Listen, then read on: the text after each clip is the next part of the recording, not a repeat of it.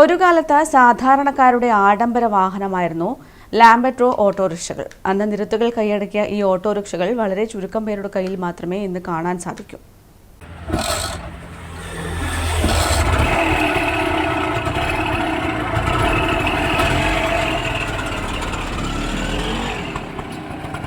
ഒരിക്കലെങ്കിലും ഓട്ടോറിക്ഷയിൽ യാത്ര ചെയ്യാത്തവരായി ആരും തന്നെ ഉണ്ടാകില്ല.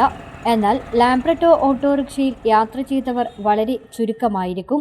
ഇങ്ങ് തലശ്ശേരിയിൽ ഉക്കണ്ടൻ പീടികയ്ക്കടുത്ത ചന്ദ്രേട്ടന്റെ ലാംബ്രെട്ടോ ഓട്ടോയ്ക്ക് ആരാധകർ ഏറെയുണ്ട്. കഴിഞ്ഞ 42 വർഷമായി ലാംബ്രെട്ടോ ഓട്ടോറിക്ഷ ഇദ്ദേഹം ഓടിക്കാൻ തുടങ്ങിയിട്ട്. പണ്ട് കാലത്ത് ഈ ഓട്ടോയിൽ പോവുക എന്നത് തന്നെ അഭിമാനമായാണ് പലരും കണ്ടിരുന്നത്.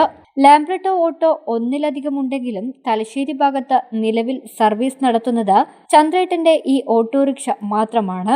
വർഷങ്ങൾക്ക് മുൻപ് കോഴിക്കോട് ബുക്ക് ചെയ്ത് 1 വർഷം കാത്തിരുന്നാണ് ഈ ഓട്ടോറിക്ഷ ചന്ദ്രേട്ടന്റെ അടുത്തെത്തിയത്. കാലം മാറിയതോടെ നിരവധി പുത്തൻ മോഡലുകൾ വിപണിയിൽ വന്നെങ്കിലും അവയൊന്നും വാങ്ങാൻ ഇദ്ദേഹം തയ്യാറല്ല.